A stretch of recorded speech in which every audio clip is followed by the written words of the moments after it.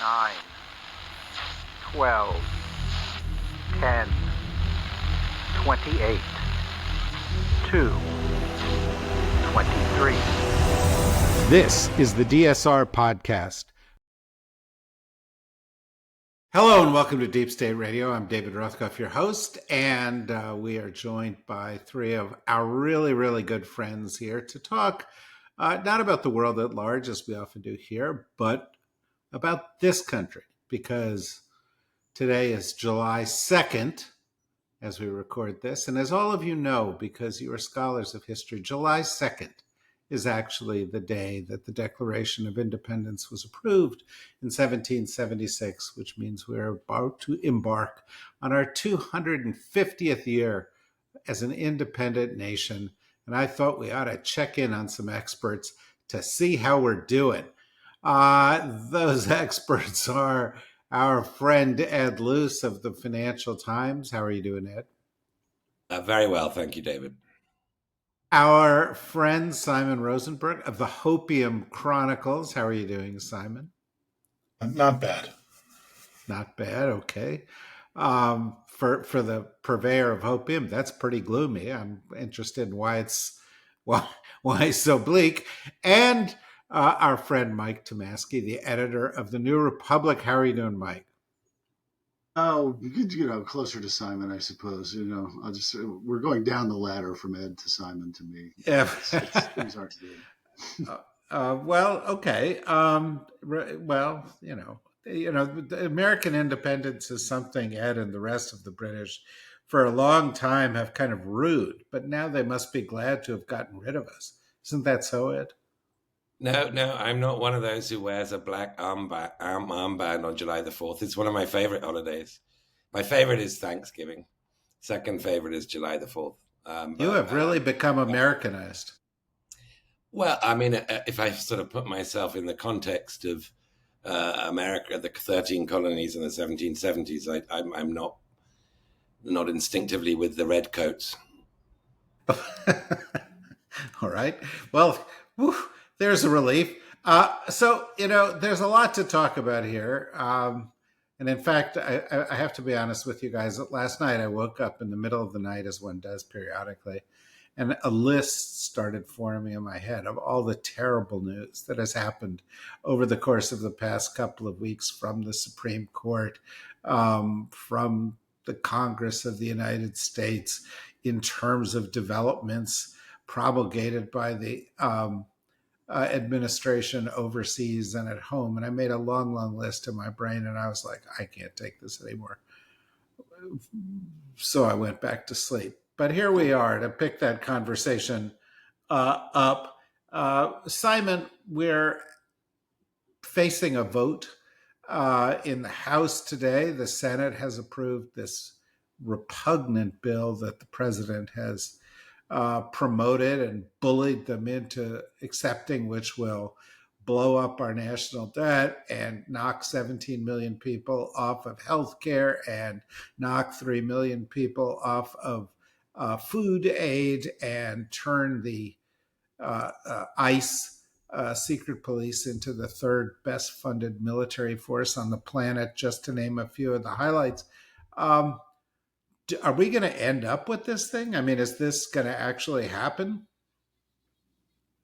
It's likely to happen, but you never know in this business. I mean, in 2017, Trump's his signature initiative then was the rolling back of the ACA, and it failed. And so until it actually passes, we don't know. It's likely to pass, but I think it's why those of you who've been calling your congressmen, as I wrote today, the roar of disapproval of the American people needs to be heard loudly in Congress today. And if you have a Republican representative, it's really important that you call them and let them know you disapprove. They care about these calls. And I know that sometimes these things seem immaterial, but they're not. And we need to be very loud, and we have to continue the drumbeat every day of just, calling and calling and calling and making our voice heard. I think if nothing else, it's how our democracy is supposed to function. And so, I think it's more likely to pass than not, and that it will be signed by Trump. And, and the country will be weaker for it. I mean, I described this Trump regime's agenda as one of sabotage, plunder, and betrayal. And this is just another day in that ongoing assault on the United States. I think that's a pretty good summary of their agenda. I think they are incredibly destructive to things that we've counted on as sources of American strength for a long time. But Mike, in search of a silver lining here, let me focus on Simon's last word there, and that was betrayal. This bill betrays the country. A lot of what Trump does. But this bill also begins something else, which is the betrayal of Trump's base.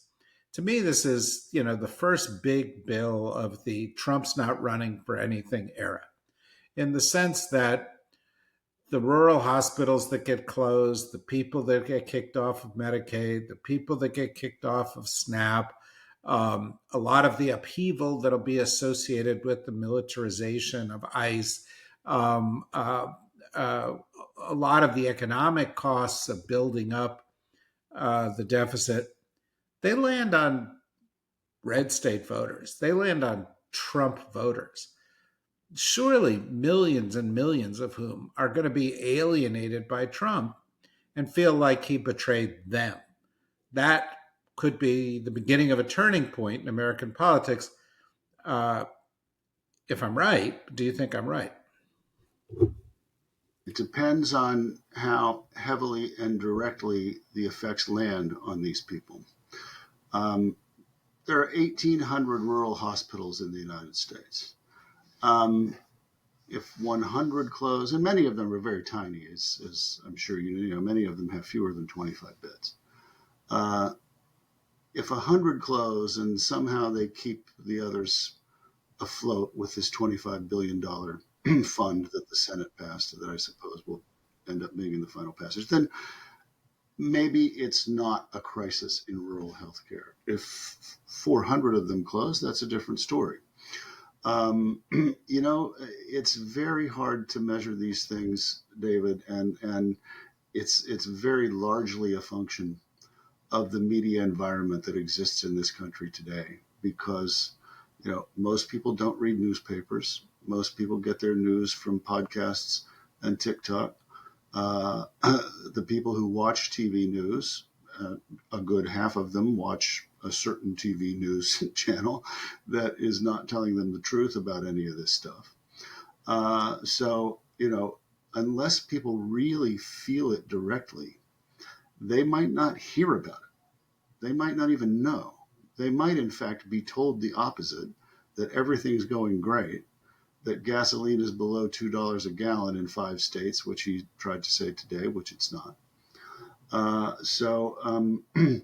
What gets through to people is the big question, and that's where the Democrats, have some power of the megaphone. They don't have a large megaphone, but I don't think they're using their megaphone quite the way they could be. And I think they should have fanned out to rural hospitals last week and held press conferences. It made some difference back in March when they made those forays into Republican congressional districts. I think they should just be doing stuff like that constantly. So, Ed, I want to pick up on what Mike said, because I've read analyses that showed when they were proposing $50 billion to help the rural hospitals that was nowhere near enough.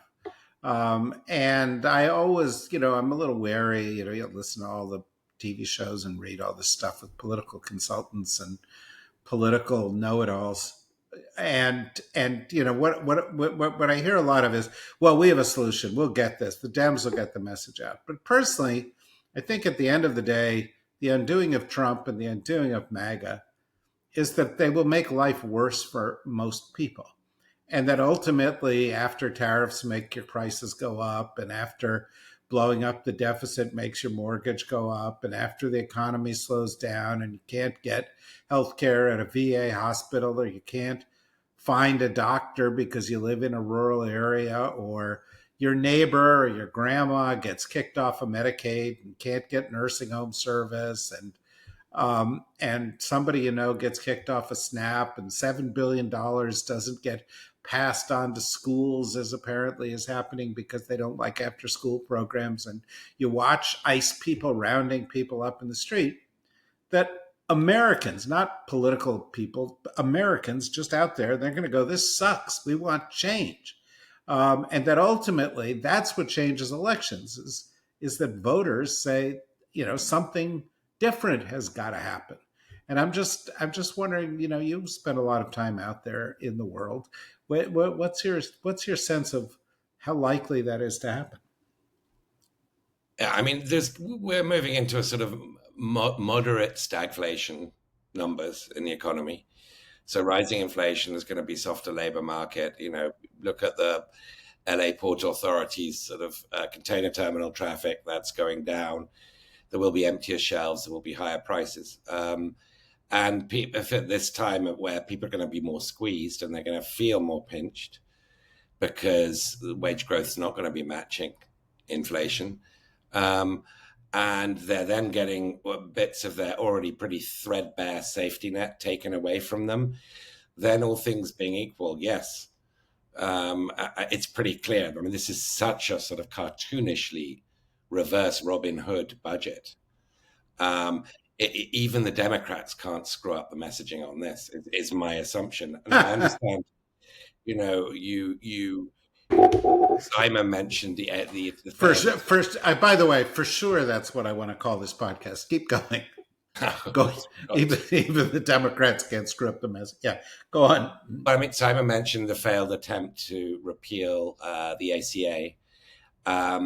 And that, I mean, correct me if I'm wrong, Simon, that did contribute. It failed, but it nevertheless did contribute to Trump's 2018 midterm defeat, Republican defeat. And I think it's pretty clear that even though George W. Bush's attempt to partially privatize Social Security in 2005 also failed, was withdrawn, that contributed to the 06 sweep that Nancy Pelosi led. So, I mean, you'd have to believe if this thing passes, well, that's a lot worse than bad things that failed, that did have an impact. But maybe all things aren't equal. I mean, the information environment. I mean, didn't you coin the phrase infodemic, David? I did, and thank you for mentioning my only accomplishment in my life. But yeah, go on. No, that's one of your many neologisms. Yeah. There should be a Rothkopf dictionary. Yeah, there should. I mean, we are living in different information environment even than 2017. So I can't sort of confidently say the obvious person whose fingerprints are on the dagger is going to get arrested for this homicide. But all you need is, you don't need the true believers. You need the independents who voted for Trump, and you need some of the more soft sort of Trumpian voters. And all you need is them not to vote, or some of them to vote Democratic, and that totally changes the election. So if there are free and fair elections, I think Trump will pay a price for this. Yeah, I love that predicate that we always use these days. Simon, there was a kind of a request for a comment for you in what Ed said. So maybe you want to take that. Listen, I think that assuming we are operating under traditional political physics, everything Ed said is correct. I mean, the Trump is already very unpopular. The voters that elected him have already started to wander from him.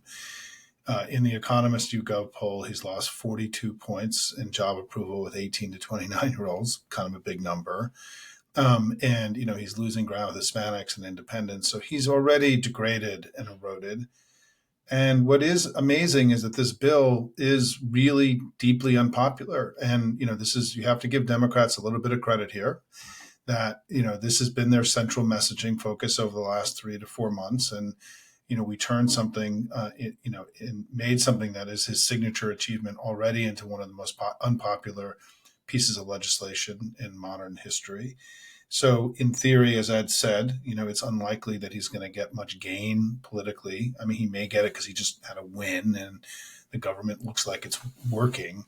But, in traditional political physics, he's in bad shape. The Republicans are in bad shape. They just had two of their most important swing district incumbents decline to run again this week. Those are the kinds of things that a party that loses, you see happen when people who are in critical races retire because they don't think they can survive the election in 2026. We're going to have some good candidates jump into the Senate races, I think, to give us a little bit of hope that maybe there's some possibility that we could take the Senate back next week. I think there's going to be some momentum on that. But I think the thing that where I'm at right now in listening to all this is that I think two things can be true simultaneously. Under traditional political physics, he's weak. This was a very unpopular bill. They're taking unbelievable risks. And all of that is all true. What is also true is that they're doing enormous harm to the country and that they're breaking things that are going to be very difficult, if not impossible, to repair. And that we have to somehow keep our spirits up as we watch this assault on the United States of America. And, I will be honest with you that this week, this stuff kind of got to me in a deeper way than it has. And sometimes just the reporting the last 24 hours about us holding back weapons to Ukraine and Trump kind of serendipitously, like becoming pro-Putin again and just this sort of obedience that he has to Putin. It is shocking that this is where we are. It's shocking that, ICE is going to get more money than God. It's shocking that us vaporizing USAID is going to kill tens of millions of people around the country on purpose, making America a country that's committed mass murder, right? We're now living in a different country than we were living in a year ago. And I think we have to both, sort of be, wide-eyed about the carnage, the damage, the outrage, all of it, and not allow that to cause us to disengage and we have to keep fighting. I think the cost, we must at all, with everything we have to keep challenging him because the challenge has worked. He's a degraded political figure. Now, last point is on the information environment, his supporters don't know that because as G. Elliott Morris wrote in his Substack today, they are getting fed a steady stream of polls, dear leader polls that are showing him wildly popular.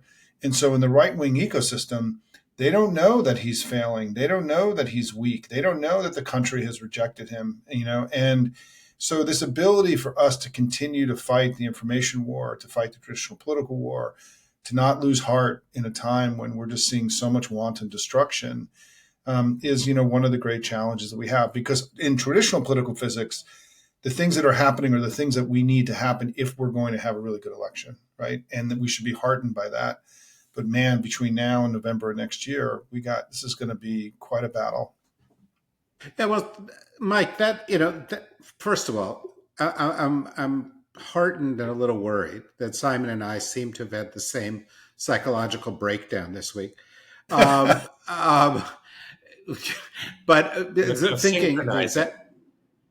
thinking the exact same thoughts. But that's not the first time that's happened. But we do seem like to be in a race, right? On the one hand, Trump, unfettered, produces bad policies that alienate large numbers of voters and even get people who don't vote to vote. And we can circle back and talk about how applicable, inapplicable it is that Zoran Mamdani is the Democratic mayoral candidate in New York. But to me, what resonates about that is that the biggest voting group in that election were young voters, which just doesn't happen in elections. So that's significant of something. But it's a race, right? There's a race of the American people waking up and being alienated by this, and Trump being handed more and more power by the Congress, by the Supreme Court. The Supreme Court's decision, which we're kind of over because there's something crazy every day, but the Supreme Court's decision late last week to say, oh yeah, he can essentially do whatever he wants, and it has to percolate its way up through district courts and appeals courts till it gets to the Supreme Court, and we're not going to stop him when he does these things. It's going to have to go through all that. So essentially, he can do anything in violation of the Constitution for 2 or 3 years, probably, which is how much he's got left in his term of office. And he's going to have his funding of ICE will make it better funded than the U.S. Marine Corps, which means that he's going to be able to impose a police presence everywhere, which could be very, much a tool of authoritarianism, and so on. So, on the one hand, democracy could work. On the other hand, it could die. And right now, sitting at the 249th anniversary of the signing of the Declaration of Independence, we don't know which it is. Yeah, that's the paradox we're stuck with right now.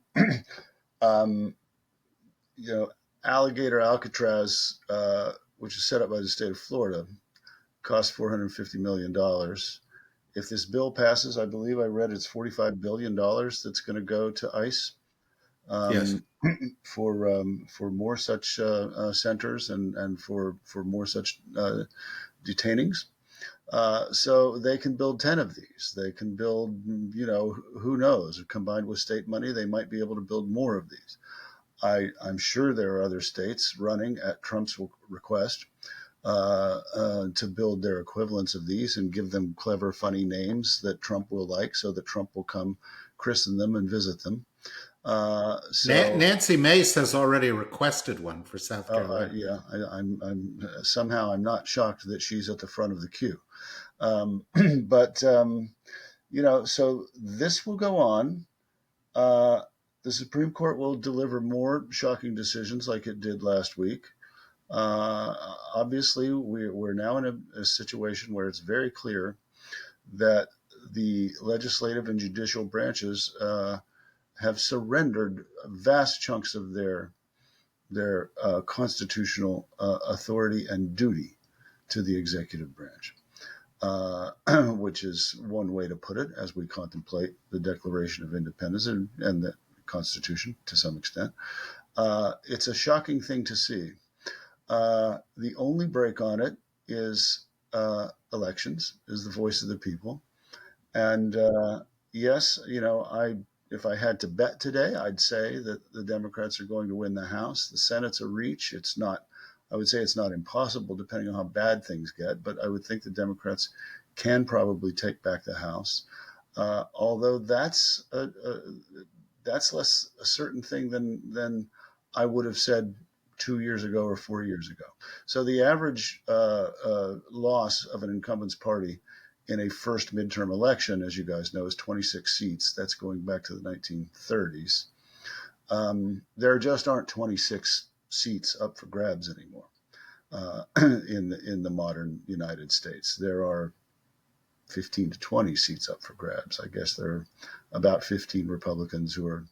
I mean, there are 60 seats that the Cook Political Report calls swing seats, but when you really get down to what really could change, the number is much smaller.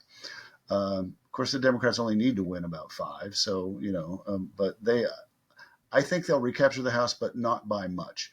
It will be enough, of course, to stop a bunch of the agenda, and if they use the subpoena power the way we all would want them to, they can make a lot of trouble. But Trump will continue on. He'll still have the courts. He'll still have the judicial branch. He'll still have a lot of these executive orders, and it's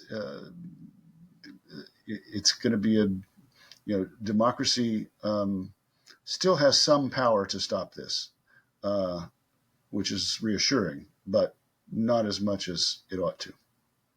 Yeah, well, I think, Ed, that's really, one of the core questions, which is how much power does it have? Let's say the Democrats win. That would stop legislation from going through. But here's the thing. Legislation doesn't go through. This bill we're talking about is the only significant bill they've got. And most people believe that it will be the only major bill if it passes between now and the election next year. Meanwhile, the Supreme Court has essentially said, do anything you want by executive order. Go ahead. Executive orders all have gained much more power in a world where they won't be challenged by the Congress and they can't be challenged by a lower court. They have to only be challenged by the Supreme Court. And, this has gotten the president of the United States to say at the ribbon cutting at our concentration camp in Florida yesterday, I'm thinking about deporting American citizens. We're thinking about denaturalizing American citizens. And he's not just talking about people who might have questionable immigration status in their past or be birthright citizens, which is an issue. But Pam Bondi and he are also talking about targeting political opponents, using the laws to target journalists. The level of authoritarianism in this country, I don't even think most people fully appreciate that this president is by far the most king-like head of state or head of government that we've had in the United States since George III, and by far the most powerful president that we've ever seen in this country. And he has said he wants to abuse his power. One final example of that, this morning, Wednesday morning, he tweeted out that he doesn't want the communist Mamdani to become mayor of New York, and that he holds all the cards and all the levers to stop it, which, of course, is not very democratic. Yeah, well, I mean, maybe he'll denaturalize Mamdani. I mean, who knows? He has threatened to do that, and he's threatened to denaturalize Elon Musk. I mean, is there a German word for strongly disapproving of an action, except in one small, with one small exception? There must be. Muskenfreude is the term you're looking for here. Muskenfreude. Yeah, I think I saw Krugman or somebody using that phrase this morning. Now, I mean, I think the best case scenario, realistic scenario you can make for this horrific and rapid slide into autocracy of stopping it. The best case is really with the people, and on the assumption that elections are free and fair. And I think it's really hard to mess with America's voting system. It's so localized. It's really, I mean, I think you can create emergencies and stuff in swing states that, that there could be new territory here that Trump will try out. Well, let's just point out, I don't want to interrupt, but let me just point out, Miami just unilaterally, without any public involvement, postponed their election a year. Yeah. They just postponed it. Yeah. They just extended their term of office a year. Anyway, yeah. Go on. I mean, I think, if you're going to take the sort of generic strongman playbook, even Modi and Orban don't rig elections. What they do is they rig the conditions for elections. And they rig the courts that hear electoral, and they rig the media, and they rig the playing field. And I've no doubt Trump will do that, but he might go further. I mean, maybe this kind of thing, or indeed declaring like emergencies. He seems to declare an emergency for whatever pretext twice a day. So my example is not foolproof, but I do think that when people look at, places like Alcatraz, which is a concentration camp, it's for people who have not received due process of law, putting them in cages, putting them in a detention center, awaiting deportation, whether they're eligible for deportation or not. The process is supposed to be is you go to a hearing, and the hearing decides whether you're here legally or not. And if you're not here legally, you don't get detained. You just get deported. So these are concentration camps. And I think whilst there is a market amongst maybe a quarter of America, whatever sort of hardcore, really nasty part of the base, whatever share that is of America, I don't think most Americans are into cruelty. They might technically sign up to say, yes, we've got to reduce illegal immigration, but this sort of cruelty porn, this sort of performative sadism, I have to believe and sort of anecdotally feel is not something most Americans would be okay with. I hope not. I did, by the way, see a German publication today writing about Trump and referring to him as a sadist. And I thought to myself, why don't more American publications use the term? It's true. The pictures in Alligator Alley yesterday were them sitting there chuckling in front of the cages in hospitable conditions that they want to throw these people. Simon, I usually turn to you to hope, but given the bleakness of your week, and also your last point, I want to pick up on something that you said, because it is one of the things that haunts me, and that is the destruction that is being done right now to the United States government. I wrote a piece, by the way, for Mike at the New Republic about the destruction of all the apparatus of the U.S. government, from FEMA to the NSC to the Health and Human Services, CDC, that are designed to protect us from emergencies, crises, and so forth. But the NSC is dysfunctional. There's a Politico story on that today. It may disappear. USAID, you talked about the Lancet study that came out that shows the millions and millions and millions of people who will die as a direct result of that. What's going on at HHS, and in terms of what they're going to do in rolling back vaccines. We're going to roll back healthcare. People are going to die in this country of those things. FEMA may be gone, et cetera, et cetera. There are so many critical organs of the United States government that are being surgically removed. And as you say, it's going to take decades to recover from this. I'm not sure people get that. Look, I think that this was not a good week in this sense that everything is going to be okay, right? I think Trump. I do really, the thing that I have been just thinking about a lot in the last few days is the historic examples of this kind of incredible dehumanization that is happening. Whether it was the willingness and openness to kill millions of people on purpose by eliminating AID, or now the dehumanization of, essentially all non-white people in America, but starting with immigrants, but it's much broader than that. And we know where this goes, right? Like we are tripping wires here that are the most dangerous wires to trip in the whole world. And we're there now. It's hard to believe that we have gotten here. The celebration of I don't even want to call it what they're calling it, the place down in Florida, because it's just so insane. Delighting in the idea that if people try to escape, they'd be eaten by alligators, right? I mean, we're sort of living into a place of inhumanity. People have come up with other names, by the way. Simon, you're from New York, and somebody was calling it reptile Rikers.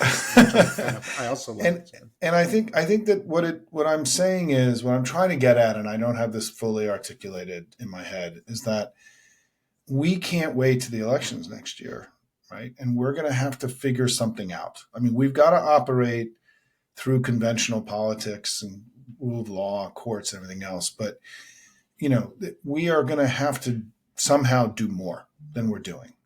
And because the we know, there is a 25 whatever % chance that really, really, really bad shit's going to happen here in this country now, given how unchecked he is, how invulnerable he feels, right? In his language and his actions and his sort of the outrage, the spectacle of power, as Anne Applebaum called it last week, the sort of the need to create spectacle, and in a like a Roman emperor, right? I mean, this is all bread and circuses stuff, right? And the question is, he's not going to be legislating. Nobody around the world wants to talk to him, so he can't go abroad, right, and do anything. He doesn't like to go to these international meetings. What in the world is he going to do for the next 16 months? And I'm worried that the sort of the thrust of where they're going is, an unbelievable, unprecedented assault against the American people themselves. And I just don't. And so I think that we are going to have to take stock of what happened here, that the willingness for sadism and cruelty and humanity. Because once you cross a line where it's okay to kill millions and millions of people, the poorest people in the world, by denying them food and medicine, you've crossed a moral line where there's nothing left. You've already indicated your willingness to accept mass death as a reality of your governance. What's the break on that after that, right? Like, doing something that's now allowing vaccines to come back, measles to come back as a national crisis while weakening healthcare for 100 million people, the sort of the danger of that, they don't give a shit. right, about that. They don't care about regular people. And we're now facing a madman, right, who is okay with millions and millions and millions of people dying and doing incredible, unspeakable things to his own citizens. And so I just think that, yes, we have to keep one eye on this traditional political track, which actually is going pretty well for us, right? And as someone who does this for a living, I'm sanguine, happy with where this is going. But man, how are we going to get through the next 16 months? And I think that whether it's going to be protests that are much bigger in scale or things that we haven't even started imagining yet, I mean, I think that we are going to have to do more than we are to sort of more forcefully challenge him. And I think it's also Schumer and Hakeem Jeffries are just going to have to like develop new Superman muscles in their willingness to confront and challenge him, because there has to be some kind of bigger. You were credible. You were credible right up until that point. Yeah, no, but I mean, but they have positions of authority that they must exercise, right? All of us have to do the best we can given who we are and what we have. And anyway, I'm rambling, but I do think as a political dude, there's this sort of place we all have to go in the coming months that we don't know where to go, but we have to get to a place of greater, our ability to challenge them has to become greater and more powerful than we are currently doing, I think. Well, I certainly agree with that. Schumer, earns my contempt on a daily basis. And the most recent was a tweet in which he said, "I have succeeded in changing the name of this bill from Big Beautiful Bill, from One Big Beautiful Bill." And I was like, are you fucking kidding me? Are you actually, you're claiming credit for doing that? This man is lost at sea. Jeffries, I'm losing hope for our two. Mike and Ed, I'm going to go to both of you. We've got 5-6 minutes left. In search of some hope. Mike, I saw you guys were peddling a little hopium too. And I don't know if Simon is selling it to you at a rate or something like that, but you were renting it. You were peddling a little hopium too around that there were some lessons to take from the Mamdani victory that were nationally important. So maybe you could give us one or two things that are giving you hope as we go into a significant holiday weekend. Yeah, well, first of all, I do see hope in the vast resistance to Trump. And it's not just, as these No Kings demonstrations showed us, it's not just in blue states. It's not just in big cities. It's all over the country. My hometown, Morgantown, West Virginia, had a really nice contingent of people standing out by the Coliseum where the WVU basketball team plays, which I've driven past 8,000 times in my life. Does that mean West Virginia is going to go blue? No, it doesn't. But it means they're out there, and it means they care. And it means that in Morgantown and Missoula, Montana, and Fayetteville, Arkansas, and all kinds of places where blue people are just silenced and buried and hidden from the culture, they're there and they're making some noise. It does matter. It's not going to win a Senate seat, but it does matter. So that's the first thing in which I take hope. As far as Mamdani, I have some reservations about his experience and the globalize the intifada thing and how he's handling that. But he's got some swagger. He's got some personality. He's talking about the important thing. Affordability. He is connecting. If you look through the precincts and the electoral districts, it's not just Williamsburg and Bushwick where his sort of young base lives. He's connecting with working class voters around the city to some extent, and Democrats have to do that. They have to talk about affordability and the cost of living and things that they can do to try and help regular people along those lines. That's his great lesson for people. And I hope that Democrats from the left to the center take it and take it seriously, because that's just what they haven't managed to do. It's what Kamala Harris, I think, did it okay for the first 54 days of her campaign. Kind of didn't do it for the last 53 days of the campaign. I'm still mystified about why. So, if the Democrats pick up that and aren't resistant to him and scared because he's socialist or whatever, then there may be some hope there. I'm not scared that he's a socialist. In fact, I want to be honest with you, just between the four of us, I'm kind of a little turned on by it. But we won't. we we we we won't dwell on my out of control leftiness. Ed, I'm going to give you the last word of something like you say to your daughter. Here is a reason for hope. Well, she's going to university in the UK. That's reason enough. No, that's actually not in a very good state either. No, Keir Starmer's prime ministership is it's not lighting the path for Democrats, or maybe look to Canada, maybe look to Mark Carney's, I think, pretty creditable performance, if you want hope. I mean, I do think that people will tolerate corruption. America has a much higher tolerance for corruption than I thought it had. And what Trump is doing is without precedent. It's very hard, even for the sort of deepest cynics who think it's always gone on, everybody does it, to really put Trump in that category. By the way, everybody, I just go look at the New York Times story on Trump's finances today, which talked about how fragile they were and how he's just cashed in on the president. He's got himself back on his feet financially by being president. Indeed. Anyway, Indeed. I'm sorry. And I think that tolerance, higher than I thought it was, but that tolerance is manifest when people are feeling okay, when they feel their incomes are rising and that their own personal finances are looking up. And I don't think there's going to be nearly as much tolerance when conditions get tighter, the squeeze get harder, which it will.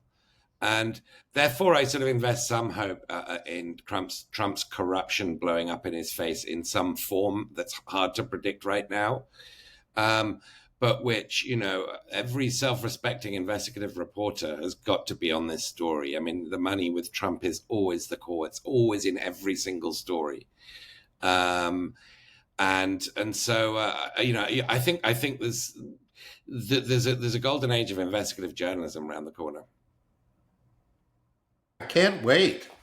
We've been waiting. All these journalists have been sort of preparing themselves, but it's Simon mentioned the U.S. betraying Ukraine again, which and this fealty to Putin, which is manifesting itself in countless ways, and I would love to see the story on that. There've been, since every story 10 days ago was about attacking Iran, in the ensuing 10 days, every story was the attack didn't work and they're months away from getting a nuclear weapon, which is undoubtedly going to happen. I'm waiting for some real coverage of that. Certainly the corruption, I'd love to see some coverage of that. But of course, the story this morning that we all woke up to was that the woman who owns the company that owns CBS News cut a deal, talk about corruption, to pay $16 million, not to some U.S. government entity or something but to the Trump Presidential Library, essentially in exchange for Justice Department approval, to do this merger that they want to do. The Trump Presidential Library, which, by the way, is likely to be the final destination for the plane that he got from the Qataris. So maybe, Paramount Plus is going to pay the operating expenses on Trump's plane, and in exchange, we'll get a merger out of it. Anyway, there's a lot to cover here. You guys are great and sources of wisdom and also emotional support for all of us in your daily capacities. And I encourage everybody to go follow what Simon is doing at Hopium Chronicles, follow the great work that Mike has done in resuscitating the New Republic and making it an incredibly important voice out there, one of the very, very best. And of course, follow the work that Ed is doing each and every day at the Financial Times. And then, follow us if you've got a little time left over here at the DSR Network. Until the next time, thanks, everybody. Bye-bye. See everyone.